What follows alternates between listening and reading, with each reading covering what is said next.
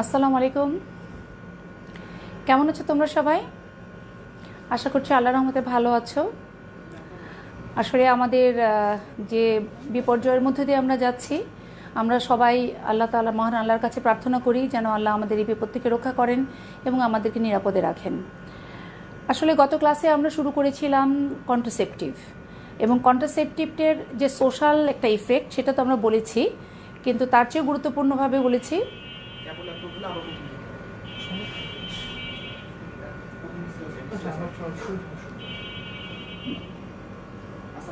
আসসালামু আলাইকুম। কেমন আছো তোমরা সবাই? আশা করছি আল্লাহর রহমতে তোমরা ভালোই আছো। আসলে আমরা একটা দুর্যোগপূর্ণ অবস্থার মধ্যে দিয়ে যাচ্ছি, সে কারণে আমাদেরকে এরকম অল্টারনেটিভ ওয়ে বের করতে হয়েছে কমিউনিকেশনের জন্য। তো খুব মিস করি তোমাদেরকে, সামনে তোমাদের মুখটা দেখতে পাই না, তোমাদের রিয়াকশনটা দেখতে পাই না, সেটা খুব মিস করি। তো গত ক্লাসে কিন্তু আমরা শুরু করেছিলাম কন্ট্রাসেপটিভ। আমরা বলেছিলাম যে what is the role of contraceptive in the social ইফেক্টটা কী, বিশেষ করে আমাদের মতো ঘনবসতিপূর্ণ একটা দেশের জন্য, আমাদের পপুলেশন, ইকোনমিক্স, এটার জন্য আমাদের সোশ্যাল ইম্প্যাক্টটা নিয়ে আমরা কথা বলেছিলাম। তো আজকে আমাদেরকে যেটা হলো যে সোশ্যাল ইম্প্যাক্টের মধ্যে যে কথাগুলো, যে হ্যাঁ আমাদের পপুলেশন যদি এত বাড়তে থাকে তাহলে আমাদের কী কী প্রবলেম হবে। আর সবচেয়ে গুরুত্বপূর্ণ কথা যেটা হলো, আসলে কন্ট্রাসেপটিভ আমাদের পরীক্ষা পাসের জন্য খুব ইম্পর্ট্যান্ট। তার কারণ হলো কন্ট্রাসেপটিভ থেকে আমাদের রিটার্ন কোশ্চেন ইনফেরিবলি আসবেই তোমাদের গাইনিতে, এক নাম্বার। দুই নাম্বার কথা হলো যে কন্ট্রাসেপটিভ আমাদেরকে একটা স্টেশন থাকে, অসপি স্টেশন, আইদার সেখানে তোমার ইন্টারউটেরাইন কন্ট্রাসেপটিভ ডিভাইস অথবা ওরাল পিল অথবা ইনজেক্টেবল কন্ট্রাসেপশন সেরকম একটা দিতে পারে, অথবা অনেক সময় দেখা যায় একটা স্টেশন থাকে কাউন্সেলিং স্টেশন। যেমন তোমার সামনে একজন কাপল বসে, কাপল অথবা যে কোনো একজন ফিমেল অথবা মেল, যে কেউ একজন আমরা যাকে যখন পাই অবজারভার হিসেবে, সে বসে, আরেকজন অবজারভার থাকে, তিনি একটা চেকলিস্ট নিয়ে বসেন, এবং তুমি তার সাথে যে কনভারসেশনটা করছো সেটার উপরে তোমাদের মার্কিং হয় চেকলিস্ট অনুযায়ী, এবং মার্কস দেওয়া আছে। তুমি যদি একটা পয়েন্ট মিস করো তাহলে কতটুকু মিস করবা বা সবটুকু কভার করেছো কিনা সেটা কিন্তু আমাদেরকে একটু ভালো করে বলতে হবে। তো ওটা আজকে আমরা ক্লাসের শেষে ইনশাল্লাহ প্র্যাকটিস করবো। তো গতদিন আমরা ইন্টারউটেরাইন কন্ট্রাসেপটিভ ডিভাইস বলেছিলাম। আসলে ইন্টারউটেরাইন কন্ট্রাসেপটিভ ডিভাইসটাকে এখন আমাদের দেশের থেকে জাতীয়ভাবে অত্যন্ত গুরুত্ব দেওয়া হচ্ছে। তার কারণ এটা একটা long acting contraceptive, very effective and reversible. এবং আরেকটা সবচেয়ে বড় যেটা সুবিধা সেটা হলো এটাকে আমরা পোস্ট প্লাসেন্টাল, মানে ডেলিভারি হয়ে যাওয়ার সঙ্গে সঙ্গে রুগীটা যখন হসপিটালে থাকছে, either vaginal delivery or caesarean section, আমরা তখনই কিন্তু তাকে এটা দিয়ে দিতে পারছি। So this is an opportunity we are taking.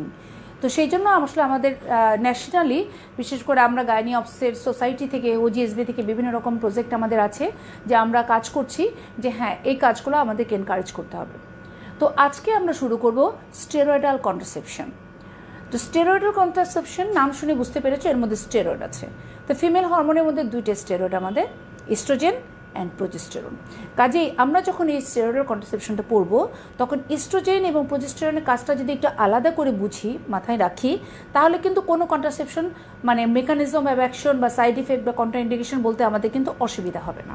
ঠিক আছে?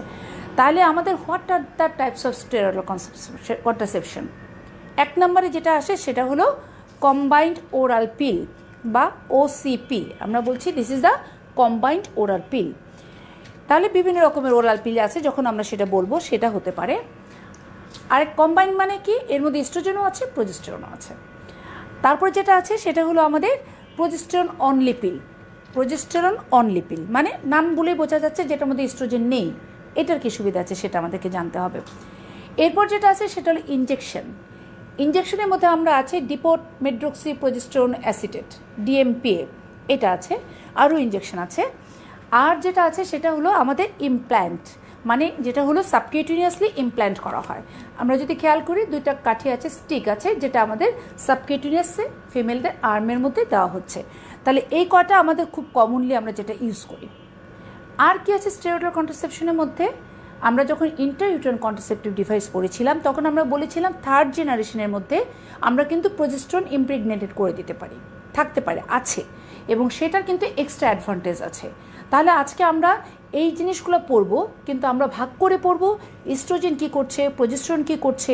তাহলে আমাদের কিন্তু এই প্রত্যেকটি জিনিস কিন্তু একই, কাজে আমাদের একই ফর্মুলাতে ফেলে কিন্তু আমরা এটাকে ডিসক্রাইব করতে পারবো। প্রথমে যেটা আসতেছে যে what is the mechanism of action, কীভাবে কাজ করছে। আসলে কম্বাইন্ড ওরাল পিলের মধ্যে আমাদের ইস্ট্রোজেন আছে, প্রোজেস্টেরন আছে, বিভিন্ন ফর্মে ইস্ট্রোজেন থাকতে পারে।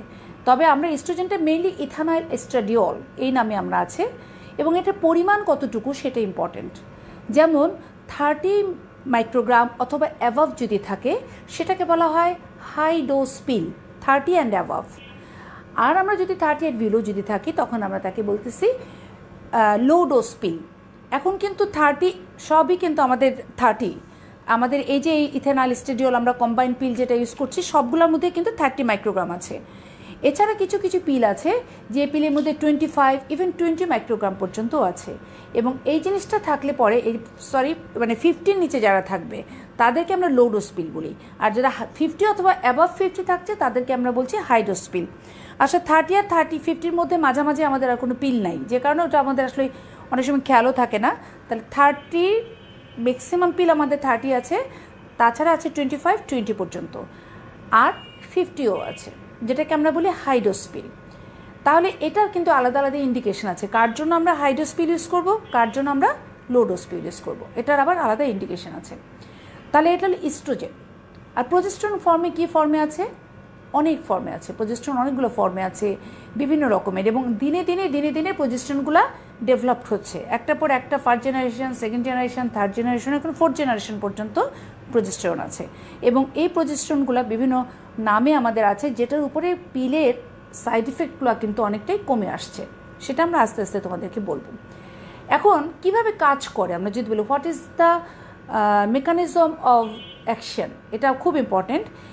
তো মেকানিজম অফ অ্যাকশনের মধ্যে আমাদেরকে প্রথমেই যেটা আসতেছে সেটা হলো এই যে আমাদের ইস্ট্রোজেন এবং প্রোজেস্টেরন দুইটাই কিন্তু আমাদের ওভুলেশনকে সাপ্রেস করছে। কারণ আমরা যদি আমাদের ওভারিয়ান সাইকেলটার কথা একটু মনে করি, যে আমরা ওভারিয়ান সাইকেলকে আমরা যদি এরকম ভাগ করি, তাহলে মাঝখানে আমরা যদি ওভুলেশনের ডেটটাকে ধরি, তাহলে এই জিনিসটা হলো আমাদের প্রলিফারেটিভ ফেজ এবং এটা হলো আমাদের সিক্রেটরি ফেজ। প্রলিফারেটিভ ফেজে আমাদের কি আছে, প্রলিফারেটিভ ফেজে আমাদের যেটা আছে সেখানে হলো এই সময়টাতে প্রচুর পরিমাণে ফলিকুলার স্টিমুলেটিং হরমোন আসতেছে, এবং তারা এসে কী করছে, আমাদের এই যে ওভারিতে যে স্মল ফলিকলসগুলো আছে সেগুলিকে ম্যাচুরেশন করছে এবং ধীরে ধীরে ম্যাচুরেশন করছে। তাহলে আমরা যদি এই ফলিকুলার স্টিমুলেটিং হরমোনটাকে বন্ধ করতে পারি বাই নেগেটিভ ফিডব্যাক মেকানিজম, তাহলে কিন্তু দেখা যাবে যেটা যে আমাদের ওভুলেশন আর হচ্ছে না। তাহলে ইস্ট্রোজেন কি করছে, এফএসএইচকে নেগেটিভ ফিডব্যাক মেকানিজমের মাধ্যমে বন্ধ করে দিচ্ছে, negative feedback. So no FSS আর আসছে না। ওকে, 2 নাম্বার যেটা হলো প্রোজেস্টেরন কী করছে, আমরা জানি due to ovulation follicular maturation দরকার হবে under the influence of the follicular stimulating hormone, এবং প্রোজেস্টেরন এখানে একটা এলএইচ সার্জ হয়, মানে সাডেনলি আমাদের পিটুইটারি থেকে প্রচুর পরিমাণে এলএইচ আসে, যেটা আমাদের এই ওভামকে রাপচার হতে সহায়তা করে। তো এটাকে আমরা প্রিভেন্ট করতে পারি, বা এলএইচকে যদি আমরা প্রিভেন্ট করতে পারি বাই প্রোজেস্টেরন, তাহলে আমরা ইস্ট্রোজেন দিয়ে এফএসএসকে প্রিভেন্ট করছি এবং প্রোজেস্টেরন দিয়ে আমরা এলএইচকে প্রিভেন্ট করছি। So there is no ovulation. এটা হলো 1 নাম্বার। 2 নাম্বার যেটা হলো যে প্রোজেস্টেরনে কিন্তু আরও কতগুলো ইফেক্ট আমরা গতদিন তোমাদেরকে বলেছিলাম। প্রোজেস্টেরন আমাদেরকে সার্ভাইকাল মিউকাসের ক্রাইটেরিয়াটাকে চেঞ্জ করে, সেইটাকে কী করে, থিক, স্ক্যান্টি এবং ভিসিড করে, যে সে ইজিলি স্পার্ম উপর দিকে উঠতে পারে না, সার্ভাইকাল মিউকাসের ক্যারেক্টারটা চেঞ্জ করে দেয়। এছাড়া প্রোজেস্টেরন কাজ করে সেটা হলো ইউট্রাসের এন্ডোমেট্রিয়ামটাকে অ্যাট্রফি করে দেয়, থিন করে দিলে কী হবে, পাতলা হয়ে যাবে, ইমপ্ল্যান্টেশন হচ্ছে না। আর যেটা করে সেটা হলো ফ্যালোপিয়ান টিউবে তার ডিক্রিজ দ্য মোটিলিটি বা অল্টার দ্য মোটিলিটি যখনই চেঞ্জ হয়ে যায় তখন স্পার্মের ট্রান্সপোর্ট অথবা ওভামের ট্রান্সপোর্টের মধ্যে হ্যাম্পার হয়, এবং হ্যাম্পার হলে তখন কিন্তু তাদের যে ফার্টিলাইজেশন যেটা সেটা ঠিকমতো হচ্ছে না। তাহলে প্রোজেস্টেরন এই কয়টা জায়গায় কাজ করে। আরেকটা জায়গা খুব ইম্পর্টেন্ট আমরা মনে করি, সেটা হলো প্রোজেস্টেরন ইস্ট্রোজেনের কিন্তু কিছু সাইড ইফেক্ট আছে। বিশেষ করে আমরা বলেছিলাম যে আমরা জানি যদি কারো ওভুলেশন না হয় তাহলে টোটাল সাইকেলটাই কিন্তু ইস্ট্রোজেনের ইফেক্টে থাকছে। ইস্ট্রোজেনের ইফেক্টে থাকার কারণে এন্ডোমেট্রিয়ামটা প্রচুর পরিমাণে হাইপারট্রফি অ্যান্ড হাইপারপ্লেশিয়া হচ্ছে, অনেক ঠিক হয়ে যায়। তো এই ধরনের যদি হয়, এরা কিন্তু পরবর্তীতে এন্ডোমেট্রিয়াল কার্সিনোমার জন্য প্রন, তাদের এটা ডেভেলপ করতে পারে। সেই কারণে আমরা যদি প্রোজেস্টেরনটা দিয়ে দিই সাথে, তাহলে এই আনওপোজড ইস্ট্রোজেন, মানে ইস্ট্রোজেনকে কেউ বাধা দিচ্ছে না, unopposed estrogen hyperplasia of the endometrium করবে, and this ladies are more prone to develop on the endometrial carcinoma in the later life. তাহলে আমি তাকে ইস্ট্রোজেনকে কীভাবে লাগাম টেনে ধরতে পারি? By progesterone. কাজেই এই যে কম্বাইন্ড ওরাল পিল যেটা আমরা দিচ্ছি, সেটাতে প্রোজেস্টেরনের এই অ্যাড করার খুবই গুরুত্ব আছে। আর হাইড্রোস পিলের কথা বলেছি 50 মাইক্রোগ্রাম, এবং লোডোস পিল বলেছি যখন আমাদের 50 নিচে থাকবে, সেটা 30 থেকে শুরু করে বিভিন্ন রকমের হতে পারে। এখন কথা হলো যে এরকম একটা পেশেন্টকে আমরা এখন ওরাল পিল মেকানিজম জানলাম, তো এখন ওরাল পিলের এর পরের প্রশ্ন যেটা থাকে যে আমরা কাদেরকে এটা প্রেসক্রাইব করব, বা what are the advantage of the oral পিল। সবচেয়ে বড় অ্যাডভান্টেজ যেটা হলো, এটা হাইলি ইফেক্টিভ। তার কারণ এটাতে দেখা যাচ্ছে যেটা এটার ফেইলিওর রেট 0.1 ওমেন পার 100 ওমেন পার ইয়ার, মানে এত কম তার, এবং খুবই ভালো, ফেইলিওর রেট খুবই কম। 2 নম্বর যেটা হলো, এটা রিভার্সেবল। মানে আমরা একটা বলেছিলাম যে কন্ট্রাসেপশনের কোয়ালিটিটা বিচার করার জন্য আমাদেরকে দেখতে হবে কতগুলো ক্রাইটেরিয়া, যেটা ইফেক্সি কতটুকু, সাইড ইফেক্ট কতটুকু, রিভার্সেবল কিনা, মানে পেশেন্টের যখন তারা কাপল যখন আবার বেবি নিতে চায়, তখন কি সে সঙ্গে সঙ্গে বেবি নিতে পারবে? এটা খুবই রিভার্সেবল। ইভেন দেখা যাচ্ছে যে সাইকেলটাতে সে স্টপ করে দিয়েছে, নেক্সট সাইকেলেই কিন্তু তার কনসেপশন সম্ভব। সাইড ইফেক্টের কথা বলেছিলাম। ইয়েস, এই যে পিল, এটা নিয়ে আমাদের কিন্তু ফিমেলদের বেশ কমপ্লেইন আছে। তারা বলবে যেটা এটা খেলে আমার মাথা ঘোরায়, বমি বমি লাগে, এ ধরনের কমপ্লেন। তো আসলে যেটা হলো যে ইস্ট্রোজেন কিছু আমাদের হেডেক করে, তাছাড়া নশিয়া, ভমিটিং, এগুলো ইস্ট্রোজেনের জন্য হয়। আর প্রোজেস্টেরনের জন্য যেটা হয় সেটা হলো একটুখানি মনে করো যে মাস্টালজিয়া, তারপরে ওটার সাথে সাথে তার মাস্টালজিয়া এবং ওয়েট গেইন, একটু হেভি ভাব, ইভেন অনেক সময় breast heaviness of the breast. এবং কিছু কিছু পেশেন্টরা কমপ্লেন করে যে তার মুখে এখানে গালের এখানে আলাদা একটা স্পট পড়ে, যেটা ক্লোজমা বলি আমরা। এই পরিবর্তনগুলো তার কিন্তু হয়। এগুলো কিন্তু খুব মাইনর সাইড ইফেক্ট, মানে এগুলি কিন্তু মানুষ ওভারকাম করতে পারে। কারণ ইস্ট্রোজেনের জন্য যে একটু সমস্যা হচ্ছে বমি, এটা আমরা যদি বলে দিই বা অ্যাডভান্টেজের কাছে, এই সাইড ইফেক্টগুলো কিন্তু তার মেনেই নেওয়া উচিত। বাট কিছু মেজর সাইড ইফেক্টও আছে। মেজর সাইড ইফেক্টের মধ্যে যদি আমরা যাই, তার মধ্যে খুব ইম্পর্টেন্ট সাইড ইফেক্টের মধ্যে যেটা হলো যে তার যদি কোনো হাইপারটেনসিভ পেশেন্ট থাকে, তার কিন্তু হাইপারটেনশন এটা বেড়ে যাওয়ার সম্ভাবনা আরও বেশি থাকে। Thrombosis, there is a chance of development of the venous thrombosis. তবে ম্যাক্সিমাম ক্ষেত্রে তাদের প্রিডিসপোজিং কোনো ফ্যাক্টর থাকতে হয়। সেই কারণে আমরা এই পেশেন্টটাকে যখন আমরা কাউন্সেলিং স্টেশনে তোমাকে দেখবো যে এই হিস্ট্রিগুলো কিন্তু আমরা নিয়ে নিব, যে এই ধরনের কোনো হিস্ট্রি তার আছে কি না। এছাড়া হেডেক হয়, মাইগ্রেন, মাথা ব্যথা, এই জাতীয় সমস্যা হয়। অ্যাক্টিভ লিভার ডিজিজ এরকম যদি কারো থাকে, তাহলে কিন্তু আমাদের তাদেরকে ওরাল পিল দেওয়াও যাবে না। এবং এটা কিন্তু লিভার, এটা তার মানে কি ওরাল পিল কি লিভার ডিজিজ বাড়ায়? তা কিন্তু না। আসলে এটা হলো যেটা, যে আসলে যদি থাকে তাহলে কি সে অ্যাগ্রাভেট করে। Heart disease, hypertension, diabetes mellitus, এগুলি সবই আমাদের কিন্তু প্লাস মাইনাস। মানে যদি তার এই হিস্ট্রিগুলো থাকে, এবং অনেক সময় দেখা যায় এটা যদি ওয়েল কন্ট্রোল থাকে, তাহলে কিন্তু আমরা ওরাল পিল, লো ডোজ পিল দিতে পারি।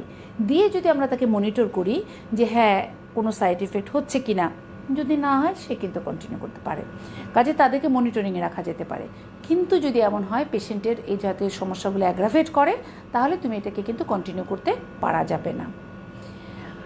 যে কোনো কন্ট্রাসেপশন আমরা যদি প্রেসক্রাইব করতে যাই, কোনো যদি আনডায়াগনোসড ব্লিডিং থাকে, মানে একটা ব্লিডিং হচ্ছে, ইরেগুলার সাইকেল হচ্ছে, তাহলে কিন্তু আমাদেরকে দেখে নিতে হবে যে what is the cause of this bleeding. Because আমরা যেন কোনো মেডিকেশন দিয়ে বা কোনো ওরাল পিল বা আইসিডি এটা দিয়ে তার অরিজিনাল প্যাথোলজিকে মাস্কিং না করে দিই, মানে ঢেকে দিলাম না, আমরা আড়াল করে দিলাম।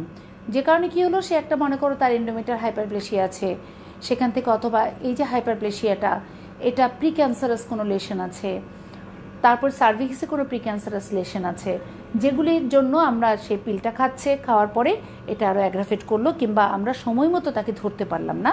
সেজন্য আমাদেরকে আনডায়াগনোসড কোনো অ্যাবনর্মাল ইউটেরাইন ব্লিডিংয়ের ক্ষেত্রে আমরা কোনো কন্ট্রাসেপশন আগেই দিব না। সেটা সবার ক্ষেত্রেই প্রযোজ্য। তাছাড়া আমরা যদি বলি যে খুব ওবেস যদি পেশেন্ট হয়, তারপরে তোমার ওবেসিটি, তারপরে সাথে বলেছি ডায়াবেটিকের কথা তো বলেছি, হাইপারটেনসিভ, তাদের ক্ষেত্রে আমরা আসলে ওরাল কন্ট্রাসেপশনটা দেওয়ার সময় একটু বিবেচনা করে দিব যে তার জন্য এটা আসলে কতটুকু রিস্ক এবং বেনিফিট, এটা আমাদেরকে দেখে নিতে হবে। ওরাল পিল এত বেশি ব্যবহৃত হয়, এটা কিন্তু সবচেয়ে বেশি আমাদের কন্ট্রাসেপশন হিসাবে মানুষ ইউজ করে। ওরাল পিলের সবচেয়ে বড় যেটা অ্যাডভান্টেজ, আমরা প্রচুর ওরাল পিলকে কিন্তু নন কন্ট্রাসেপটিভ বেনিফিট হিসাবে ইউজ করি।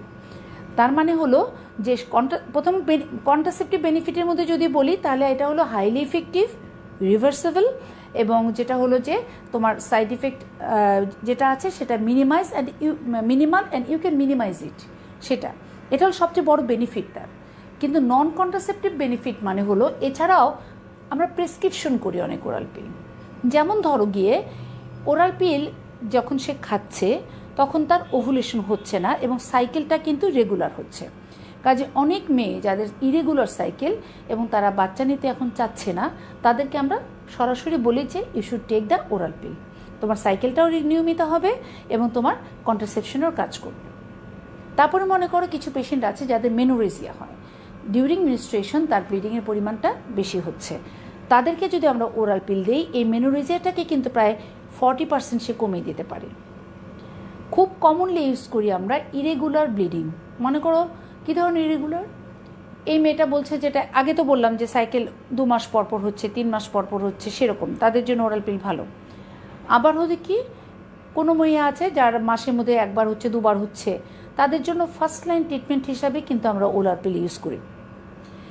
যেহেতু ওরাল পিলে আমাদের ওভুলেশন হয় না, সেই জন্য প্রি মিনস্ট্রাল যে সিনড্রোম, আমরা তো জানি যে what is the pre menstrual syndrome. অনেক পেশেন্ট কিন্তু কমপ্লেন করে যে ডিউরিং মিনিস্ট্রেশন অথবা immediate just before the ministration তার হ্যাভিনেস অফ দ্য বডি, একটু হেডেক হয়, মাস্টালজিয়া হয়, তার ইরিটেশন হয়, ঘুম হয় না, ইনসমনিয়া, এগুলোকে প্রি মিনস্ট্রাল সিনড্রোম বলে। This all the symptom is due to progesterone. যদি আমরা কি করি, আমরা যদি ওভুলেশনকে বন্ধ করে দিতে পারি তাহলে আমাদের কি হচ্ছে, গ্রাফিয়ান ফলিকেল রাপচার হচ্ছে না, মানে সাইকেলে তো আসছে না, বড় কোনো ওভাম আসছে না, ওভুলেশন হচ্ছে না, কোনো কর্পাস লুটিয়াম হচ্ছে না। কারণ আমরা জানি যে আমাদের প্রোজেস্টেরনের সোর্সই হলো কর্পাস লুটিয়াম। কাজে যেহেতু ওভুলেশন হচ্ছে না, কর্পাস লুটিয়াম হচ্ছে না, কাজে আমাদের কোনো প্রোজেস্টেরন আসছে না। সেই ক্ষেত্রে আমরা যদি তাকে ওরাল পিল দিই তাহলে প্রোজেস্টেরনটাকে যদি বন্ধ করে দিতে পারি তাহলে আমাদের কিন্তু এই বেনিফিটটা আমরা পেয়ে যাব। কিন্তু একটু খেয়াল করে দেখো, একটু আগেই কিন্তু আমি বলেছি যেটা, যে আমাদের এই প্রোজেস্টেরনের জন্য বা এস্ট্রোজেনের জন্য স্লাইট মাস্টালজিয়া তার হতে পারে, কিন্তু সেটার ইফেক্ট কিন্তু অনেক কম। তার কারণ হলো আমরা যখন বাইরে থেকে তাকে যখন এই পিলটা দিচ্ছি, যে ইস্ট্রোজেনটুকু আছে বা যে প্রোজেস্টেরন আছে এটা কিন্তু খুব মিনিমাম ডোজ, এবং তার বডির যে ডোজটা বা নর্মাল যে সাইকেলের ডোজ তার চেয়ে অনেক কম। কাজেই সেই কমের মধ্যে দিয়ে তার অল্প একটু সিমটম থাকবে, কিন্তু বেশি সিমটমটাকে কিন্তু সে কমাতে পারে। সে কারণে কখনো পেশেন্টরা যদি বলে যে তার প্রিমিনিস্ট্রাল এই ধরনের প্রবলেম হয়, তাদেরকেও কিন্তু আমরা ওরাল কন্ট্রাসেপটিভ পিল অ্যাডভাইস করি। এছাড়া এন্ডোমেট্রিওসিসের ক্ষেত্রে আমরা দেখেছি যে আমরা বলেছি যে এন্ডোমেট্রিওসিসের জন্য ওভুলেশন বন্ধ রাখতে হবে, মিনিস্ট্রেশন হওয়া যাবে না, এবং সেই জায়গাগুলোতে আমরা যদি তাকে অনেক সময় বিভিন্ন রকমের ড্রাগ আছে, তার মধ্যে সস্তার ওষুধ হলো কম্বাইন্ড ওরাল পিল।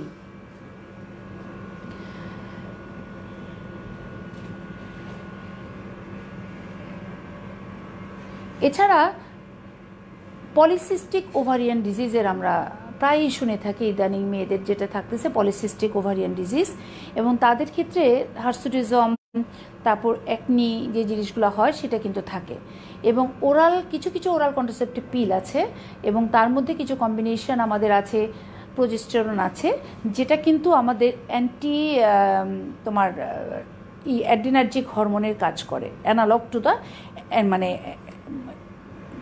অ্যাড্রিনার্জিক হরমোন। তার মানে হলো যেটা তাদের এই যে হার্সিটিজম বা তোমাদের যেটা বলবো কি যে মেল টাইপ অফ হরমোন যেটা বা সেটাকে তারা কিন্তু কমিয়ে দেয়। সেই জন্য আমরা যেমন কিছু পেশেন্ট তোমরা দেখবা আমাদের অনেক সময় পিল দেবে গায়ান 35 এরকম আমরা একটা প্রেসক্রিপশন করে থাকি, যেটা কিন্তু খুব ইউনিক ড্রাগ, যেটা কিন্তু এই যে পলিসিস্টিক ওভারিয়ান ডিজিজের ক্ষেত্রে আমরা এটা ইউজ করি এবং তাদের ক্ষেত্রে এই অ্যাকনি হার্জিটিজম এটাকে কিন্তু কমায়। কাজে ওই ইফেক্টটা কিন্তু তাদের আমরা নেই। তবে ওটা আবার কিছু যেটা স্পাইরোনোলেকটন থাকে এটার সাথে, কাজে পটাশিয়াম স্পেয়ারিং, কাজে যদি কারো তোমার মনে করো যে কিডনি ডিজিজ থাকে তাদেরকে কিন্তু ওটা আবার দেওয়া যায় না, এটাও আবার আমাদের মাথায় রাখতে হবে। Combined oral pill pelvic inflammatory ডিজিজে দেওয়া যাবে কি যাবে না, পেলভিক ইনফ্লামেটরি ডিজিজকে সে বাড়ায় কি না। আসলে যেটা হলো combined oral pill pelvic inflammatory disease আমরা বলি অ্যাজ এ হোল কমায় এই কারণে যেটা সেটা হলো তার ওভুলেশনটা যেহেতু হয় না, কাজে যখনই ওভুলেশন হয় আমরা যদি ভাবি যে একটা ওভারি এবং এই ওভারি থেকে একটা ওভুলেশন হচ্ছে এবং ওভুলেশন যখন হয় তখন একটা রেন্ট সৃষ্টি হয় এবং একটা রেন্টের কারণে there is a chance of introduction of the infection এবং ওফোরাইটিস, যেহেতু এটা হচ্ছে না সেটা একটু কমায়। আবার কনভার্সলি কেউ মনে করে যেটা যেহেতু সে ওরাল পিল নিচ্ছে তার নাম্বার অফ কয়টাসটা এখানে ইম্পর্টেন্ট না, ফ্রিকুয়েন্ট তার হাজব্যান্ড ওয়াইফের মেলামেশা হচ্ছে, সেক্ষেত্রে আবার কিন্তু পেলভিক ইনফ্লামেটরি ডিজিজ কিংবা সেক্ষেত্রে তোমরা যদি মনে করো যে সার্ভাইক্যাল ইন্টারএপিথেলিয়াল নিওপ্লেশিয়া এটা কিন্তু কিছুটা সে বাড়াতে পারে। তবে আমরা যদি এমন করে বলি যে এটাকে বাড়াবে তাহলে কিন্তু এটার অ্যাকসেপ্টেবিলিটিটা কমে যাবে। কিন্তু আমাদের যেহেতু আমরা এটাকে প্রমোট করতে চাই সেই জন্য আমাদের কথা বলার সময় আমাদেরকে এটা যদি একটু এক্সপ্লেন করে আমরা পেশেন্ট করে জিজ্ঞাসা করে যে এটা কি হবে, কারণ তারা বিভিন্ন তখন লিটারেচার দেখে, বিভিন্ন রকমের পত্রিকায় লেখা পড়ে, ইন্টারনেট সার্চ করে এবং জিজ্ঞাসা করে যে এটা তো আপনাদের সার্ভাইকাল ক্যান্সার বাড়ায়, তাহলে এটা কেন আমি ইউজ করব। তো তখন তুমি যদি অ্যান্সার করতে না পারি আমরা যেটা কেন বাড়াচ্ছে সেটা। এর ক্যান্সারের কথা যেহেতু আসলামই, তাহলে আমরা কয়েকটা ক্যান্সারের কথা বলি যে জায়গাটাতে ওরাল পিলের খুব ভূমিকা আছে। একটু আগে আমরা বলেছি এন্ডোমেট্রিয়াল কার্সিনোমা, এই ওরাল পিল কিন্তু এন্ডোমেট্রিয়াল কার্সিনোমাকে কমায়, চান্সটা 50% প্রায় রিডিউস করে। ওভারিয়ান ক্যান্সারকেও কিন্তু 50% রিডিউস করে। আর রিডিউস করে হলো কোলোরেক্টাল ক্যান্সার, তিনটা ক্যান্সারকে রিডিউস করে। একটা হলো বলেছিলাম এন্ডোমেট্রিয়াল ক্যান্সার, ওভারিয়ান ক্যান্সার আর colorectal cancer. But increase the chance of the development of the cervical cancer. তাহলে এবং তার সাথে যেটা আমরা বলেছি ব্রেস্ট ক্যান্সার, এই দুইটাকে সে একটু বাড়ায়, অল্প করে হলেও বাড়ায়। তাহলে দেখো আমাদের দেশে কিন্তু 1 নম্বরে লিডিং কজ হলো ব্রেস্ট ক্যান্সার, 2 নম্বর হলো সার্ভাইকাল ক্যান্সার। তাহলে এই দুইটা জায়গাতে আমরা যদি ওরাল পিল সাজেস্ট করি তাহলে কি এটা আমাদের এক্সট্রা ঝুঁকি পড়ছে কি না, এটা কিন্তু আমাদের অবশ্যই সচেতন নাগরিক এটা আমাকে জিজ্ঞাসা করবে। তাহলে এটার অ্যান্সার কি? আসলে যেটা হলো যে সার্ভাইকাল ক্যান্সার এবং ব্রেস্ট ক্যান্সার তোমরা জানো আমাদের দেশে এটা স্ক্রিনিং মেথড এত ভালো এবং সবাই কিন্তু স্ক্রিনিংয়ের আওতায় আছে, cervical and the breast cancer screening method. But in case of ovarian cancer কিংবা এন্ডোমেট্রিয়াল ক্যান্সার সেরকম কিন্তু স্টাবলিশড কোনো প্রোটোকল বা আমাদের প্রি ক্যান্সারাস লেশনটাকে যে আমরা ডায়াগনোসিস করতে পারবো সেরকম কিন্তু মানে রুটিন প্রোটোকল কিন্তু আমাদের নেই। এবং সার্ভাইকাল ক্যান্সারের ক্ষেত্রে তার যে অন্যান্য যে রিস্ক ফ্যাক্টরগুলো আছে, early marriage, multiple sex partner, HIV infection, human papilloma virus infection, সেগুলো যদি না থাকে তাহলে যে এটা এত বেশি করে বাড়াবে তা তো নয়। কাজে তখন যদি আমরা এটা তাকে বুঝাতে পারি তাহলে কিন্তু সে এটাকে অ্যাকসেপ্ট করবে। তাহলে যেটা হলো যে আমরা মেজর সাইড এফেক্টের মধ্যে কিন্তু কিছু কিছু বিষয় থাকে। পেশেন্ট কিন্তু অনেক সময় ডিপ্রেশনে ভোগে, মুড চেঞ্জ, তারপরে স্লিপ ডিস্টারবেন্স এই ধরনের। এবং তার সাথে আমরা বলেছি যে হাইপারটেনশন, থ্রম্বোএম্বোলিজম, তারপর ভাস্কুলার কমপ্লিকেশনস, মাইগ্রেন, এগুলো কিন্তু তার কোনো কোনো পেশেন্টের থাকতে পারে। অ্যাক্টিভ লিভার ডিজিজে কিন্তু কখনো আমরা কম্বাইন্ড ওরাল পিল দিতে পারবো না, এটা কিন্তু আমাদের মাথায় রাখতে হবে। ঠিক আছে, তাহলে অলমোস্ট আমরা কিন্তু সাইড ইফেক্টগুলো বলে দিয়েছি যে তারা কিভাবে এটা আমাদের পার্শ্ব প্রতিক্রিয়া কী হচ্ছে এবং আমাদের অ্যাডভান্টেজগুলো কী, এটা খুব ইম্পর্টেন্ট। আচ্ছা, এরপরে একটা কোশ্চেন আছে যেটা আমরা কিভাবে প্রেসক্রাইব করব, রুগীরা কিভাবে খাবে। আসলে এখানে দেখো আমাদের 2 ধরনের স্ট্রিপ আছে। একটা স্ট্রিপে আমাদের এটা 28টা পিল আছে, যার মধ্যে আমাদের মানে 21টা আছে সাদা বড়ি এবং 8টা আছে লাল বড়ি, 7টা আছে লাল বড়ি, মোট 28টা পিল। এই পিলগুলো আমরা ইউজুয়ালি তাদেরকে বলি যে আপনি second day of the cycle থেকে শুরু করবেন, but second, third, fourth, but not beyond the ফিফথের পরে না। কারণ যদি সে মনে করো 7ম দিন থেকে শুরু করলো তাহলে কিন্তু তার FSSকে সে সাপ্রেস করবে না। প্রবলেম যেটা হচ্ছে মনে করো একটা নিউলি ম্যারিড কাপল, সে চিন্তা করেছে সে ওরাল পিল নেবে, তো সে যেমন ভাবলো যে তার সাইকেলের মাসিক হয়েছে 1 তারিখে, তার হাজব্যান্ডের সাথে তার মিট হয়েছে 10 তারিখে, ঠিক আছে, অথবা কারো হাজব্যান্ড বাইরে থাকে, সে আসবে 10 তারিখে, সে 10 তারিখ থেকে পিল খাওয়া শুরু করলো, তাহলে কিন্তু এটার কোনো এফিকাসি থাকবে না, কারণ সে এফএসএসকে সাপ্রেস করতে পারে নাই। আলটিমেটলি দেখা যাবে সে আনওয়ান্টেড বা আনওয়ান্টেড মানে আনপ্ল্যান্ড একটা প্রেগনেন্সিতে সে যাবে, সাফারিংসটা হবে। কাজে আমাদেরকে পেশেন্টকে খুব ভালো করে বলে দিতে হবে যে this pill should be start, husband বিদেশে থাকুক, বাইরে থাকুক, অথবা নিউলি ম্যারিড হোক, তারা যেন এটা 2nd or 3rd day of the cycle থেকে শুরু করে। 5 দিনের পরে গেলে এফএসএসকে সে সাপ্রেস করতে পারবে না, এটার এফিকাসি থাকবে না এটা। তাহলে এই পিলটা সে কীভাবে খায়? প্রতিদিন রাত্রে খায়। আমরা ইউজুয়ালি তাদেরকে বলি যে একটা মানে নির্দিষ্ট সময় খাবেন, যাতে আপনার ভুল না হয়ে যায়। তখন যদি রুগী জিজ্ঞেস করে, বলে আমার তো ওষুধ খেতে একদমই মনে থাকে না, আমার তো ভুল হয়ে যায়। যদি কোনো পেশেন্ট আজকে রাতে একটা ওষুধ ভুল করে ফেলে, তাহলে পরের দিন সকালে তাকে ভুল ওষুধটা খেয়ে নিতে হবে, এবং পরের দিনের যে পিলটা, স্বাভাবিক পিলটা, সে খেয়ে যাবে। কিন্তু যদি পরপর 2 দিন ভুল করে ফেলে, তাহলে কিন্তু সমস্যা। সেই মাসটাতে কিন্তু তার এই ওরাল পিলটা সে কন্টিনিউ করবে, এবং তার সাথে অ্যাডিশনাল বেরিয়ার মেথড ইউজ করবে। কিন্তু অনেক সময় দেখা যায় সে 22তম দিন, 20 ওরকম দিনে বা 20তম দিনে একটা ভুল করেছে, তখন আর কিন্তু খুব একটা অসুবিধা তার হয় না। তখন আমরা বলছি ঠিক আছে, আপনি ওয়েট করেন, সাইকেল আসুক, নতুন ব্যথা শুরু করে দেবেন। কিন্তু যদি এটা আর্লিয়ার দিকে হয়, মানে প্রথম দিকের যদি সে 2টা পিল সে ভুলে যায়, তাহলে তাকে কিন্তু অ্যাডিশনাল বেরিয়ার মেথড নিতে হবে, এটা বলে দিতে হবে।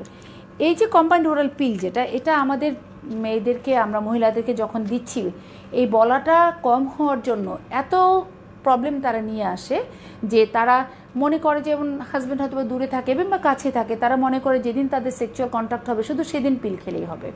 তো এরকম একটা ভুল তারা করে, এবং প্রচুর পেশেন্ট আমি পাই যারা অ্যাবনর্মাল ব্লিডিং নিয়ে আমাদের কাছে আসে, ডিউ টু দ্য মানে কি বলবো, মানে সঠিকভাবে না বোঝার জন্য, মানে পিলটা কীভাবে খেতে হবে বা সেটা না বোঝার জন্য সে ভুল করে আসতেছে। যখন আমি একটু ডিপলি তাকে হিস্ট্রি নিতে যাচ্ছি, তখনই আমার কাছে সেটা কিন্তু বেরোয় আসছে। তাহলে এই 7টা হলো আমাদের কম্বাইন্ড পিল, যেখানে আমাদের ইস্ট্রোজেনের প্রজেস্টেরন আছে। আর এই যে 7টা, এটা হলো আমাদের আয়রন কন্টেনিং পিল। এটাতে সুবিধা যেটা হয়, ডিউরিং মিনিস্ট্রেশন সেই আয়রন কন্টেনিং পিলটা যদি খায়, তাহলে আয়রন ডেফিসিয়েন্সি এনিমিয়া তার কমে যাবে, বা এনিমিয়ার চান্সটা কম থাকবে। তারপর যখন তার সাইকেল হবে, ইউজুয়ালি সে এটা এমন হতে পারে যে 28টা পিল পাতা শেষ করে সে নতুন পাতা শুরু করলো পরের দিন থেকে, সেটাও হতে পারে। আবার আমরা অনেক সময় বলতে পারি যেটা আপনি 2nd day of the cycle থেকে শুরু করতে পারেন, যে কোনো একটা। তাহলে এই ধরনের পিল যেটা আছে, যেটাতে আমাদের 21টা কিংবা 22টা পিল যেটা আছে, সেই পিলগুলো যখন সে প্রেসক্রাইব করবো আমরা, তখন সে কীভাবে নেবে?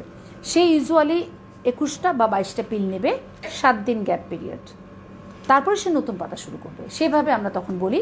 এবং ওই 7 দিন গ্যাপ পিরিয়ডের মধ্যেই কিন্তু তার মিনিস্ট্রেশন চলে আসার কথা।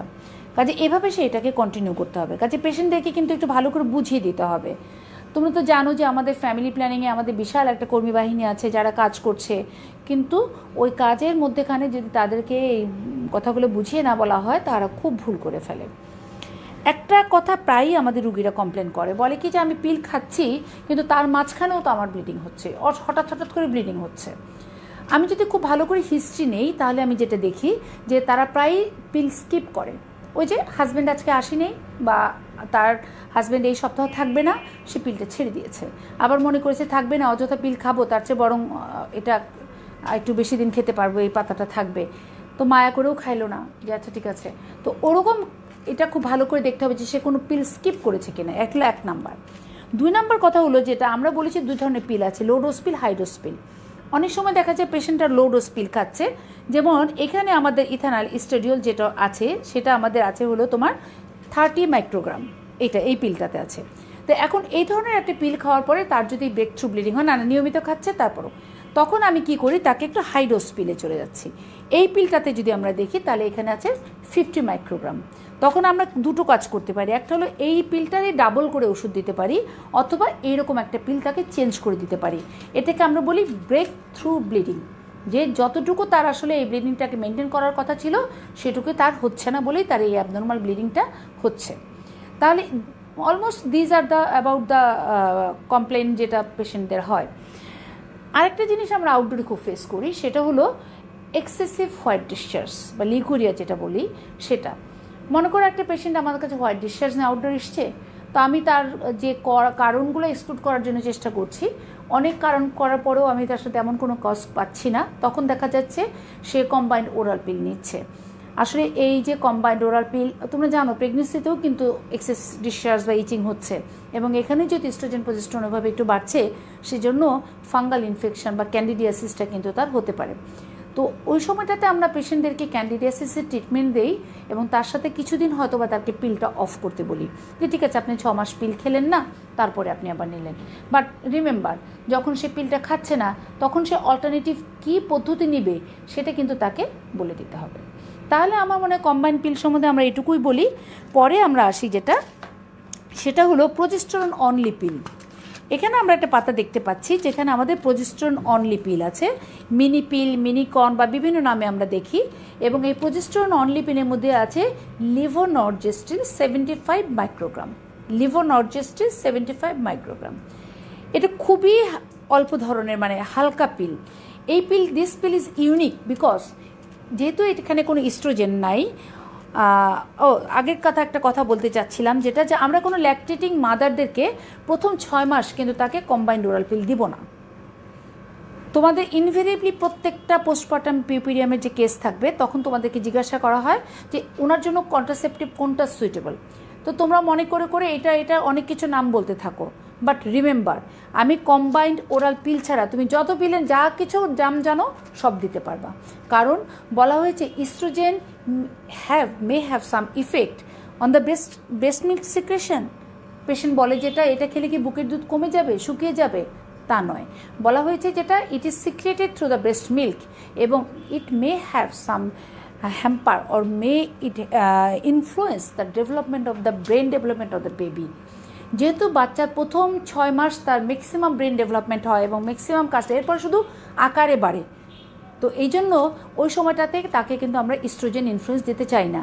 কাজেই পিউপিরিয়ামের কথা হলো কি, কোনো কিছু মনে রাখার দরকার নেই, একটা কথা মনে রাখবা, কম্বাইন্ড ওরাল পিল দিব না, বাকি যা পিলের নাম বলতে পারো, যা বলতে পারো সব বলতে থাকো, এখন কোনো অসুবিধা নেই। কাজে মনে করে সব কিছু বলার দরকার নেই, বলবা যে ইস্ট্রোজেন কন্টেনিং ছাড়া আমরা যে কোনো পিল দিতে পারি। ইউজুয়ালি আমরা এই যে প্রজেস্টেরন অনলি পিলটা খুব আমরা প্রেসক্রাইব করতে পারি। বাট প্রজেস্টেরন অনলি পিলের যেটা সমস্যা হলো যে এটা কাজ করে কিভাবে, এটা কিন্তু ওই একটু আগে বলেছিলাম যে প্রজেস্টেরন কিন্তু আমাদের এলএইচ সার্চকে কমায়, কিন্তু এটা খুবই লো ডোজ বলে ও কিন্তু এফএসএস যেহেতু আগে কাজ করে না, ইস্ট্রোজেন কাজ করে না, এফএসএসগুলো তো ওরকমই আছে, কাজে এ কিন্তু ওই পরিমাণে তোমার অ্যানোভুলেশন করতে পারে না, খুব অল্প পরিমাণে সে অ্যানোভুলেশন করতে পারে। তবে ল্যাকটেশনাল অ্যামিনিউরিয়া মেথডের কথা তোমাদের মনে আছে যে প্রথম 6 মাস সে ইউজুয়ালি অ্যামিনিউরিক থাকে এবং সে যদি অ্যাবসোলিউট ব্রেস্ট ফিডিং হয় তাহলে ল্যাম মেথড কিন্তু এমনিই কাজ করছে। তার সাথে তুমি যদি প্রজেস্টেরন অনলি পিলটা সাজেস্ট করো তাহলে ওটার যে ফেলিওর রেট আছে এবং এটার যে ফেলিওর রেট আছে দুইটা মিলে এটা একটা ইউনিক হতে পারে। বাট প্রবলেম যেটা হলো এটা প্রতিদিন খেতে হবে, নিয়ম মাফিক খেতে হবে, সে রাত 10টায় খায়, রাত 10টায় খেতে হবে। সে আজকে ভুলে গেছে, কালকে ভুলে গেছে, এটার ওই পিলের মতো না যে আপনি আবার নতুন করে এইভাবে শুরু করেন, সেটা কাজ হবে না। আর এটাতে প্রায়শ ব্রেক থ্রু ব্লিডিং হয়। পেশেন্টটা বলে যে আমি নিয়মিত খাচ্ছি, তাহলে এটা কী করবে সে ইউজুয়ালি 45 ডেজ থেকে যখন তার সেক্সুয়াল কন্ট্যাক্টে যাবে তখন থেকে খাবে 6 মাস পর্যন্ত নিয়মিত, একদিনও বাদ নাই, এর সাইক্লিক্যাল কিছু নাই, কন্টিনিউয়াস ডোজ। তাহলে এটা হলো আমাদের প্রজেস্টেরন অনলি পিল, ঠিক আছে। তাহলে আর মেকানিজম অফ অ্যাকশনের মধ্যে আমরা বললাম ওভুলেশন খুব একটা কমাবে না, ওইটার উপর ইফেক্ট কম, কিন্তু সার্ভাইকাল মিউকাসকে অল্টার করবে, এন্ডোমেট্রিয়ামকে তার অ্যাট্রফি করে দিবে এবং তার ডিক্রিজ দ্য টিউবাল মোটিলিটি, এইভাবে সেইখানে কাজ করবে। অনলি 2% ক্ষেত্রে সে কিন্তু ওভুলেশনটাকে সাপ্রেস করতে পারে, ঠিক আছে। বাট ব্রেক থ্রু ব্লিডিংয়ের চান্স কিন্তু অনেক বেশি। এখন আসো সেটা হলো ইনজেক্টেবল কন্ট্রাসেপশন। এই যে ইনজেক্টেবল কন্ট্রাসেপশন, এটার নাম হলো ডিপোট মেড্রোক্সি প্রজেস্টেরন অ্যাসিটেট। এটা তোমাদের একটা ভায়াল এরকম থাকতে পারে, অথবা অনেক সময় দেখা যায় যে তোমাদেরকে এটা খুলে দেওয়া হয়, কেমন এটা এরকম খুলে তোমাদের এরকম একটা দেওয়া হয়েছে, তো তখন তোমাকে পড়ে দেখতে হবে এতে কী লেখা আছে ডিপোট মেড্রোক্সি ডিপোপ্রোফেরা, তাহলে এটা কন্ট্রাসেপটিভ ইনজেকশন, তাহলে এটার নাম হলো ডিপোট মেড্রোক্সি প্রজেস্টেরন অ্যাসিটেট। কতটুকু আছে? 150 মিলিগ্রাম পার ml, বোতলের গায়ে লেখা আছে, কাজেই দেখে সুন্দর মতো লিখে ফেলবা this is the injectable contraceptive depot medroxyprogesterone acetate, এবং এখানে 150 মিলিগ্রাম আছে পার ml, 1 ml আছে। তাহলে এখন আসো ইনজেক্টেবল, এটা কিন্তু অনলি প্রজেস্টেরন, এখানে কোনো ইস্ট্রোজেন কিন্তু নেই। তাহলে মেকানিজম অফ অ্যাকশন কি আর বলার দরকার আছে? কোনো দরকার নেই। কতদিন পর পর আমরা দিব? 3 মান্থলি, 3 মাস পর পর। আর কোনো ধরনের ইনজেক্টেবল কন্ট্রাসেপশন আছে? আছে, নেটেন বলে আছে, নর ইথিস্টেরন এনএনথেট, যেটা 2 মান্থলি দিতে হয়। আরেকটা আছে তোমাদের বইতে, এই সেটা সাইনাপ্রেস, হ্যাঁ একটা আছে তোমাদের বইতে, নতুন বইতে একটা ছবি আছে, তোমরা একটু দেখে নিও। বাস আমার কাছে সাইনাপ্রেসটা এই মুহূর্তে সাপ্লাই নাই বলে আমি তোমাদেরকে দেখাতে পারছি না। সাইনাপ্রেস আছে, সেটাও কিন্তু আমাদের ইনজেক্টেবল কন্ট্রাসেপশন, এবং সেখানে আমাদের এই ডিপোটমেড্রোক্সির পরিমাণটা একটু কম আছে, 1.0 মিলিগ্রাম পার 0.65 ml, একটু পরিমাণে কম আছে। এবং ওটা সাবকিউটিনিয়াসলি দিতে হয়, এবং যে এটা যেমন ডিপ দিতে হয় ওটা সাবকিউটিনিয়াস, এবং ওটা দেওয়াতে পেশেন্টের কিন্তু মানে পেইন বা অন্যান্য সমস্যাগুলো একটু কম হয় আর কি, একটু অ্যাডভান্টেজ আমাদের ওখান থেকে আমরা পেয়ে যাই। তাহলে ইনজেক্টেবল কন্ট্রাসেপশনে যখন আমরা বলবো হোয়াট দ্য ক্লায়েন্ট, সুবিধা কি? সুবিধা হলো ইনজেক্টেবল কন্ট্রাসেপশন একবার দিলে 3 মাস পরে পরে দিতে হচ্ছে, কাজে রেগুলার তাকে ইনটেক করতে হচ্ছে না। কাজে যে মহিলাদের বা যারা একটু আমাদের এডুকেশন কম আছে বা নট কমপ্লায়েন্স, তারা নিয়মিত এটা করতে পারছে না, তো তাদের ক্ষেত্রে কিন্তু আমরা ইজিলি এইটা করে দিতে পারবো। এই জন্য আমরা কিন্তু তাদেরকে এটাতে মোটিভেটেড করি, এবং তাদের একটা কার্ড দিয়ে দেওয়া হয়। কেমন? যেমন এই যে এরকম আমরা একটা গ্রহিতার কার্ড, এরকম একটা কার্ড দেওয়া হয়, ডেটগুলো লেখা থাকে, সেই ডেট অনুযায়ী সে এসে কিন্তু আমাদেরকে এসে এটা দিয়ে যায়। এবং যিনি এটা সাপ্লাই করছেন, দিচ্ছেন, আমাদের পরিবার পরিকল্পনা কর্মী কিংবা আমরা নিজেরা, আমাদেরও কিন্তু এটার একটা রেকর্ড থাকে, এবং আমরা কিন্তু তাকে রিমাইন্ডার দিতে পারি যে আপনার কিন্তু এখন ডোজ আছে। তাহলে 3 মাস পর দিতে হচ্ছে। এটা ইস্ট্রোজেন রিলেটেড যে সাইড এফেক্টগুলো সেটা কিন্তু তার থাকছে না, কিন্তু প্রোজেস্টেরন রিলেটেড সাইড এফেক্টগুলো কিন্তু থাকছে। যেমন প্রচুর পেশেন্টরা বলে যে এটা একটু ওজন বেড়ে যাচ্ছে, সেটা একটা সমস্যা হচ্ছে, ওজনটা বেড়ে যায়। এছাড়া তার একটু ইডিমা হয়, কখনো কখনো কিছু মাস্টালজিয়ার কমপ্লেন করে। আরেকটা যেটা হয়, একটু বোন মিনারেল ডিপ্রেশনটা থাকে। লং টাইম আমরা আসলে ইস্ট্রোজেনটাকে কমিয়ে রাখার কারণে বোনসের উপর ইস্ট্রোজেনের যে ইফেক্টটা বা আমাদের যে সুবিধাটা, সেই সুবিধাটা থেকে আমরা এখানে বঞ্চিত হই। কাজে এই পেশেন্টদেরকে আমরা যদি একটু ক্যালসিয়াম কন্টেনিং খাবার, ভিটামিন ডি অথবা ক্যালসিয়াম সাপ্লিমেন্টেশন দিতে পারি, তাহলে কিন্তু এটা ভালো হয়। তাহলে এখন আমরা যদি বলি যে what are the advantage of the injectable contraception. প্রথম অ্যাডভান্টেজ যেটা হলো যে 3 monthly dose, safe during lactation, তাই না, যেহেতু ইস্ট্রোজেন নাই দেওয়া যাবে। তারপরে হলো it can reduce the endometrial and the ovarian cancer, যেটা ইস্ট্রোজেন কম্বাইন্ড ওরাল পিলেও ছিল। এবং এই যে ইনজেক্টেবল কন্ট্রাসেপশন, এইটা কিন্তু তারা মেনোরেজিয়া করে না, অ্যাবনর্মাল ব্লিডিং, কিছু ব্লিডিংয়ের ক্ষেত্রে আমরা একটু ডিটেলস বলবো। এন্ডোমেট্রিওসিস যখন আমরা পড়বো, তখন তোমরা দেখবা যে আমাদের একটা এইম থাকে, তাকে অ্যামিনোরিক রাখতে হবে। 6 থেকে 9 মাস তার পিরিয়ডটাকে আমরা যদি বন্ধ রাখতে পারি, তাহলে কিন্তু আমরা তার থেকে একটা বেনিফিট পাবো। সেই পিরিয়ডটা বন্ধ করার জন্য আমাদের অনেক ওষুধ আছে, আমরা যে ওষুধগুলো ইউজ করছি, বাট তারা বেশিরভাগ ক্ষেত্রেই কিন্তু তারা দেখা যাচ্ছে খুব হাইলি কস্টলি ড্রাগ, অনেকে এটা নিতে পারছে না। তাদের ক্ষেত্রে কিন্তু আমরা বলছি যে আচ্ছা তোমরা ইঞ্জেকশনটা নাও, 3 মান্থলি যেটা আমরা দিচ্ছি সেটা একটু ওভারডোজে দিই, হয়তো 2 মান্থলি দিই, দিয়ে সে অ্যামিনোরিক রাখি, তাহলেও কিন্তু আমরা সেই বেনিফিটটা কিন্তু তার কাছ থেকে পেয়ে যাব। তাহলে এই জন্য ওই জায়গাগুলোতে এটা ভালো কাজ করে। অনেক সুবিধা বললাম, তাই তো? তো ডিসঅ্যাডভান্টেজও কিন্তু কিছু আছে, যেমন অ্যামিনোরিয়া। দেখা যাচ্ছে রুগী অ্যামিনোরিয়া থাকে দীর্ঘদিন। অ্যামিনোরিয়ার মধ্যে যেটা হলো যে কীরকম অ্যামিনোরিয়া, ইঞ্জেকশন যখন নিচ্ছে শুরুতে ম্যাক্সিমাম সময় দেখা যায় যে ওরা বলে যে একটু ইরেগুলার ব্লিডিং হচ্ছে বা ব্লিডিং বেশি হচ্ছে, এই কমপ্লেনগুলো নিয়ে তারা আমাদের কাছে আসে। তো ওই সময়টাতে আমরা কিন্তু চট করে তাকে ডিসকারেজ করি না, আমরা বলছি না, আপনি ইঞ্জেকশনটা চালিয়ে যান, প্রথম 1 মাস 2 মাস একটু প্রবলেম হতে পারে, এই সময়টাতে আমরা যদি আপনাকে অ্যাডিশনাল একটু পিল দিয়ে দিই তাহলে মনে ভালো হয়। তাহলে আমরা 2টা মাস যদি তার সাথে একটু পিল দিয়ে দিতে পারি, তারপর সে পিলটা অফ করে দেয়, তারপরে কিন্তু দেখা যাচ্ছে আর প্রবলেমটা হচ্ছে না, সে তার হরমোনাল ব্যালেন্সটা ঠিকমতো মেনটেন করতে পারছে, এবং বেশিরভাগ ক্ষেত্রে তারা অ্যামিনোরিক থাকে। রুগীরা কিন্তু এটা বছরের পর বছর নিতে পারে, এবং অনেক পেশেন্ট আছে যে বছরের পর বছর কিন্তু সে অ্যামিনোরিক থাকতে পারে। এটা কিন্তু রুগীদের অনেকের হেডেক, তারা বলে যে হোয়াই আই এম অ্যামিনোরিক, মিনিস্ট্রেশন হচ্ছে না, এই মিনিস্ট্রেশন না হলে আমি মোটা হয়ে যাব, আমি ফুলে যাব, আমার দূষিত রক্তগুলো সব শরীরের মধ্যে জমা হয়ে যাবে, এই ধরনের অনেক কথাবার্তা তাদের মধ্যে কিন্তু আছে। তো আমরা আসলে তখন ইনজেক্টেবল কন্ট্রাসেপশনের সময় বলি যে না, আপনার এই অ্যামিনোরিয়ার করোনা আপনার হচ্ছে, কিন্তু এটা আপনার কোনো পার্শ্ব প্রতিক্রিয়া নেই। আর যে কোনো ওষুধই নেবে তার তো সাইড এফেক্ট কিছু না কিছু, এস্ট্রোজেন কম্বাইন্ড ওরাল পিলে থাকবে, আইএসসিডি থাকবে, এরও আছে। কাজে এটাকে আপনাকে ওভারকাম করতে হবে। কিন্তু যদি একটা আনওয়ান্টেড প্রেগনেন্সি হয়, আপনার যদি একটা ইনডিউসড অ্যাবর্শন হয়, আপনার যদি একটা এমআর হয়, তাহলে যে সাফারিংসগুলো সেটা তো অনেক বেশি, তাই না? এই জন্য ম্যাক্সিমাম সময় দেখা যায় কি যে প্রসিডিওরে পরে মনে করো এমআর কিংবা অ্যাবর্শন হয়েছে, তার যে সাফারিংসটা হয়েছে ওই সময়টা যদি আমরা কন্ট্রাসেপশনটা দিতে পারি, তাহলে রুগীরা এটার অ্যাকসেপ্টেবিলিটি খুবই ভালো, আমরা ওই চান্সটা সবসময় নেওয়ার চেষ্টা করি, ঠিক আছে? তাহলে অ্যামিনোরিয়া। আরেকটা সমস্যা যেটা ফার্টিলিটি রিভার্সাল, কিন্তু এটা কম। ধরো গিয়ে সে একটা বেবি আছে, সে ইঞ্জেকশন নিচ্ছে, সে গত 4 বছর ধরে ইঞ্জেকশন নিচ্ছে। ইঞ্জেকশন নেওয়ার পরে সে বললো যেটা যে আমি এখন বেবি নিতে চাই। যখন সে বেবি নিতে চায় তখন আমরা ইঞ্জেকশন বন্ধ করে দিলাম, এবং ফার্টিলিটিটা মাসিকটা ফিরে আসতো অনেক সময় দেখা যায় 6 মাস 1 বছর টাইম লাগতে পারে, আরও বেশি লাগতে পারে, এবং ফার্টিলিটিটা ফিরে আসতে প্রায় দেখা যায় 1 থেকে 1.5 বছর সময় লেগে যায়। এই জন্য কিন্তু আমরা আসলে বলি যেটা যে তার ইনজেক্টেবল কন্ট্রাসেপশনও একটা বাচ্চার পরেই আমরা খুব একটা তাকে কিন্তু সাজেস্ট করি না, আমরা যে 2টা বেবি হোক তারপরে দিন, যাতে তারা এই সমস্যাটা অতটাই না পড়ে।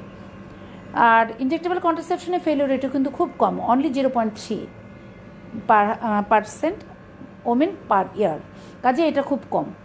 তাহলে আমরা এই যে ইনজেক্টেবল কন্ট্রাসেপশনের কথা বললাম, তাহলে এটার কী সুবিধা সেটা কিন্তু আমরা জানতে পারলাম, এবং অসুবিধাটাও কি সেটা আমরা জানব। লাস্ট যে জিনিসটা আছে সেটা হলো ইমপ্ল্যান্ট। এই যে ইমপ্ল্যান্ট, এই ইমপ্ল্যান্টটাকে আমরা বলছি লং অ্যাক্টিং রিভার্সেবল কন্ট্রাসেপশন। এখানে দুটো কাঠি দেখা যাচ্ছে কিনা আমি জানি না, তোমাদের এখানে দেখা যাচ্ছে যে 2টো স্টিক আছে। হ্যাঁ, এই 2টো স্টিকের মধ্যে আমাদের কিন্তু আছে প্রজেস্টেরন। কতটুকু করে আছে? এক একটা স্টিকের মধ্যে আছে 68 মিলিগ্রাম। কী নামে আছে প্রজেস্টেরনটা? ইটোনর্জেস্ট্রিল। বইয়ের মধ্যেও লেখা আছে, আমরা বলছি 68 মিলিগ্রাম ইটোনর্জেস্ট্রিল। এই যে ইটোনর্জেস্ট্রিল, এটা খুবই মানে হাইলি লিপিড ফ্রেন্ডলি। তার মানে কি যে লিপিড ফ্রেন্ডলি মানে কোনো প্রজেস্টেরন এটা হয় কি যে অনেক সময় যে তার অল্টার লিপিড প্যাটার্নটা অল্টার করে ফেলতে পারে, কিন্তু এরা কিন্তু সেটা করছে না, লিপিড ফ্রেন্ডলি, এবং এই জন্য ওজন বাড়ছে না। কাজেই এই ধরনের পিল কিন্তু এই জন্য ওই 4th generation 3rd generation progesterone containing পিলরা কিন্তু ওজন বাড়ায় না, লো ডোজ পিল। আমরা বলি যে দেখেন মেয়েরা অনেকে হেলথ কনসিয়াস, যে না আমি ওয়েট বাড়তে চাই না, আচ্ছা ঠিক আছে, এটা খুবই লো ডোজ পিল, এই পিলটার মধ্যে মাত্র 25 আছে, এবং এটা আপনার প্রজেস্টেরন যেটা আছে এটা 3rd জেনারেশন, এটা লিপিড ফ্রেন্ডলি, এটা আপনার ওজন বাড়াবে না। এভাবে আমরা কাউন্সেলিংটাকে করতে থাকি। এই 2টা স্টিক যে আমরা দিই, এটার একটা অ্যাপ্লিকেটর থাকে, আমাদের এখানে একটা অ্যাপ্লিকেটর আছে, এবং এইটা নিডল আছে। এই অ্যাপ্লিকেটর নিডল দিয়ে জাস্ট সাবকিউটিনিয়াসলি একটা লোকাল একটু অ্যানেস্থেসিয়া দিয়ে সাবকিউটিনিয়াসলি 2টো রাখা হয়। রেখে দিলে এখানে কোনো স্টিচ বা কোনো কিছু লাগে না, একটা জাস্ট আমরা সার্জিন পোর্ট দিয়ে একটুখানি আটকে দিলাম। আটকে দেওয়ার পরে সে একদিন পরে থেকে স্বাভাবিক সব কাজকর্ম করতে পারে, কোনো অসুবিধা হয় না। এটা ডিউরেশন 3 ইয়ার্স। তাহলে এটা মোড অফ অ্যাকশন কি? প্রজেস্টেরন যেভাবে কাজ করছে, ফেলিওর রেট সেম, কোনো সমস্যা নাই। অ্যাডভান্টেজ কি? এটা 3 বছর রাখছে, এবং তার এটা লং অ্যাক্টিং এবং রিভার্সেবল। তাহলে এটার আমরা নাম বলি Lark, LARC, Lark, LARC, long acting reversible contraceptive. আমাদের কথা হলো যেটা যে এখন আমরা এই যে কম্বাইন্ড ওরাল পিল বলো, প্রজেস্টেরন অনলি পিল বলো, বেরিয়ার মেথড বলো, এগুলির উপর এখন আসলে ডিপেন্ড করতে পারছি না, কারণ আমাদের আসলে পপুলেশন, আমাদের এটা ওরা এত সচেতন নয়, ওরা এটাকে ওইভাবে নিতে পারছে না। সেই জন্য আমাদেরকে আসলে যেটা আমরা চেষ্টা করছি যে আমরা লং অ্যাক্টিং এটা দিতে পারি কিনা, ঠিক আছে? লাস্ট যেটা আসে সেটা হলো পার্মানেন্ট মেথড, তাই না? পার্মানেন্ট মেথডে তোমাদের আসলে খুব একটা প্রশ্ন এখানে জিজ্ঞাসা করা হয় না। একটাই যেটা হলো যে ফিমেলের ক্ষেত্রে আমরা বাইলেটারাল টিউবার লাইগেশন করে দিই, আর মেলের ক্ষেত্রে ভ্যাসেক্টমি। তো মেলরা আসলে যে আমাদের দেশে একটু ডমিনেন্ট, তারা ম্যাক্সিমাম ক্ষেত্রে কিন্তু ভ্যাসেক্টমি করতে চায় না, এবং তাদের মধ্যে একটা প্রবণতা থাকে যে পটেন্সির সাথে তারা মনে করে যে এটা রিলেশন, এই জন্য অনেকে এটা চায় না, তো ফিমেলরা চায়। আর আমরা যেটা করি যে এটা তোমাদের ফ্যামিলি প্ল্যানিং অফিসগুলোতে হচ্ছে, আমরা অনেক এটার উপরে ক্যাম্প করা হয়, সেসব জায়গায় করা হয়। আর গভর্নমেন্ট এটাকে এনকারেজ করার জন্য তাদেরকে কিন্তু শাড়ি, লুঙ্গি, টাকা এগুলিও দেওয়া হয়, বুঝছো? মানে যারা মনে করো পুয়োর, যাদের মনে করো যে হ্যাঁ এটাও তার জন্য গুরুত্বপূর্ণ, এটাও কিন্তু তারা পায়। আর যত মনে করো শুধু যে তারা পায় তা না, আমি যদি একটা লাইগেশন করতে পারি আমিও কিন্তু 300 টাকা পাই। বুঝতে পেরেছ? তার মানে হলো এটাকে এনকারেজ এভাবে করা হচ্ছে। এটা বলার উদ্দেশ্য হলো যেটাকে এভাবে এনকারেজ করা হয় যে আমরা যেন এটা তাদেরকে করি। এবং আমরা যখন হসপিটালে যাব আমরা দেখবো আমাদের প্রচুর সিজারিয়ান সেকশন হয় এবং রিপিটেড সিজারিয়ান সেকশন যখন হয় তখন কিন্তু we are taking the opportunity of the ligation. এবং এই যে আমরা লাইগেশন করি ওটার জন্যও কিন্তু খুব ভালো কাউন্সেলিং দরকার হয়, কারণ পেশেন্টটা মনে করে যে লাইগেশন করা মানে তাহলে বোধহয় মিনিস্ট্রেশন বন্ধ হয়ে যাবে, লাইগেশন করা মানে তার বোধহয় ওভারি চলে যাবে, লাইগেশন করা মানে তার মেনোপোজ হয়ে যাবে। তো ওটা তাদের যদি আমরা বুঝিয়ে না বলি তাহলে কিন্তু তারা এটা বুঝতে পারে না। কাজে প্রত্যেকটা প্রসিডিওর আমি বলেছি each and every person is individual. কার জন্য তুমি কি বলবা কি করবা সেটা আমাদেরকে সেভাবে করতে হবে। তাহলে আমার মনে হয় আমরা কন্ট্রাসেপশনের শেষের পর্যায়ে চলে আসছি। এখন আমরা একটা জাস্ট ডামি একটা স্টেশন একটু করতে চাচ্ছি যে একটা কম্বাইন্ড ওরাল পিল আমাদের কাছে একটা কাপল এসেছে, সে আমার কাছে জানতে চাচ্ছে যে সে একটা সাজেশন নিতে এসছে, সে আমার কাছে সামনে এসে বসেছে। তো আসসালামু আলাইকুম, আমি ডক্টর দিলরুবা জেবা। তো আপনি এসেছেন আমার কাছে, বলেন আমি আপনাকে কিভাবে সাহায্য করতে পারি। ওয়ালাইকুম আসসালাম। আমরা একটা নিউলি ম্যারিড কাপল, আমরা এখনই বাচ্চা নিতে যাচ্ছি না এবং এখনই আমরা কিছুদিন ওয়েট করে বাচ্চা নিতে যাচ্ছি। তো এর জন্য কন্ট্রাসেপটিভ মেথড হিসেবে আপনি আমাদেরকে কি সাজেস্ট করেন? আচ্ছা, প্রথমে যেটা আমাদের কিছু হিস্ট্রি নেওয়াটা দরকার, তাই না? উনি বলেছেন নিউলি ম্যারিড কাপল হিস্ট্রি। উনি কতদিন বাচ্চা নিতে চান না? প্রায় কতদিন নিতে চাচ্ছেন না? 3 বছর। হ্যাঁ, প্রায় 3 বছর উনি নিতে চাচ্ছেন না। তাহলে দেখো নিউলি ম্যারিড কাপলের জন্য আমাদের এর আগে আমরা বলেছিলাম বেরিয়ার মেথড খুব ভালো, কিন্তু তোমার কি মনে হয় যে এই newly married couple barrier method যার ফেলিওর রেট 15%, 20% সেটা দিয়ে খুব ভালো হবে? কাজেই আমার মনে হয় যেটা যে সেটা ভালো হবে না। আরেকটু আমি জানতে চাচ্ছি যেটা যে আপনার কি প্রেশার, ডায়াবেটিস বা এই জাতীয়, বা আপনার কখনো থ্রম্বোসিস বা হার্ট ডিজিজ এগুলো এরকম কোনো অসুবিধা হয়েছে কখনো? এরকম কোনো অসুবিধা নেই। আচ্ছা, তাহলে তার এই ধরনের কোনো রিস্ক ফ্যাক্টর নেই। এরপর আমি যেটা জানতে চাচ্ছি সেটা হলো ওনার সাইকেল রেগুলার কি ইরেগুলার? Cycle irregular. তাহলে কি হচ্ছে, দেখো সাইকেল ইরেগুলার থাকার কারণে তুমি কিন্তু তাকে রিদমিক যে মেথডটা বা ন্যাচারাল কন্ট্রাসেপশন এবং তার সাথে যে বেরিয়ার সেটাও দিতে পারছো না। আচ্ছা, ঠিক আছে। এখন দেখুন আমি আমি আরেকটু দেখি আপনাকে, সেটা হলো যে আমি আপনার ওজনটা একটু দেখতে চাই। হ্যাঁ, আপনার ওজন ভালো আছে, আপনার যে ওজন আপনি এটা ভালো, আপনার ব্লাড প্রেশার নর্মাল আছে। এছাড়া আমরা ব্রেস্টটাও এক্সামিন করে দেখি। আর নিউলি ম্যারিড কাপল যেহেতু আছে, কাজে যদি 30-এর উপরে হয় তাদের হয়তো বা আমাদের সার্ভিক্সটা চেক করার দরকার আছে, তা না হলে আমরা সার্ভিক্সেও একটু চেক করে দেখি যে আমরা কোনো স্ক্রিনিংয়ের আওতায় তাকে যেতে হবে কিনা। যেহেতু নিউলি ম্যারিড কাপল, কাজে স্ক্রিনিংয়ের দরকার হচ্ছে না। ওকে, তাহলে আমরা দেখলাম যেটা যে আপনি 3 বছর বাচ্চা নিতে চাচ্ছেন না এবং আপনার সাইকেলটা একটু ইরেগুলার। তো আমরা আপনাদের জন্য মেথড হিসাবে সবচেয়ে বেস্ট মনে করছি কম্বাইন্ড ওরাল পিল, কারণ এটা দিলে আপনাদের জন্য সবচেয়ে সুবিধা। কারণ হলো যেটা এটা ফেলিওর রেট কিন্তু খুব মিনিমাম। আপনি বলেছেন বেরিয়ার নিতে চান, বাট বেরিয়ার হলো 3 বছরের জন্য আপনি এটা মানতে পারবেন কিনা, এবং ফেলিওর রেট অনেক বেশি, যে কারণে বেরিয়ারটা মনে হয় আপনাদের জন্য সুইটেবল না, বিকজ আপনাদের এখনও জব হয় না, স্টেবল হয় না, আপনারা মনে করছেন এই সময় নিতে পারবেন না। এটা বেটার হবে। আরেকটি সুবিধা কিন্তু আছে, আপনি বলেছেন যেটা যে আপনার সাইকেলটা ইরেগুলার, কাজে আপনি যে রিদমিক মেথডটা নেবেন যে হ্যাঁ আপনার কোন ডেটে ওভুলেশন হবে ওই ডেটটা আপনি অ্যাবস্টেইন থাকবেন, সেটা আপনি পাচ্ছেন না। কাজে এই যে পিলটা আমরা দিয়েছি এটা আপনারা খেলে আপনার সাইকেলটাও কিন্তু নিয়মিত হয়। আরেকটা কথাও আপনি কিন্তু আমাকে বলেছেন যে আপনার ডিউরিং মিনিস্ট্রেশন তার পেইন হয়। আমরা যখন তাদেরকে ওরাল পিল দেই তাদের কিন্তু এই পেইনটা কমারও সম্ভাবনা অনেক বেশি, কাজে খুব ভালো কাজ করবে আপনার এটা। আর এটার সাথে তো আপনি বাড়িতে থাকেন বা না থাকেন সাইকেলের সাথে কোনো সম্পর্ক নাই, বা আপনার কয়টাসের সাথে কোনো রিলেশন নাই, কাজে আই থিঙ্ক এটা আপনার জন্য খুব ভালো হবে। এটার কি কোনো সাইড ইফেক্ট আছে বা হেলথ কোনো রিস্ক আছে? সাইড ইফেক্ট তো আসলে সব কিছুরই আছে, তাই না? যে কোনো ওষুধ আপনি একটা খান, একটা সাইড ইফেক্ট আছে। কিন্তু ধরুন যে আমরা যদি দেখি যে হ্যাঁ কিছু খুব মাইনর সাইড ইফেক্ট, যেমন একটু বমি লাগা, একটু মাথা ব্যথা, বমি বমি ভাব হওয়া, একটু হেডেক হওয়া, এই জাতীয় সমস্যা একটু হয়। এছাড়া অনেকে কেউ কেউ বলে যেটা যে একটু ওজন বেড়ে যাচ্ছে, বাট আমি আপনাদের জন্য আসলে এমন একটা পিল দিব যেটা খুব লো ডোজ পিল। আসলে পিলের মধ্যে আমরা আসলে দেখি যারা পার্শ্ব প্রতিক্রিয়া সৃষ্টি করার জন্য আমরা যদি লো ডোজ পিল দিতে পারি তাহলে কিন্তু আপনার এই যে বমি ভাবটা এটাও কমে আসবে।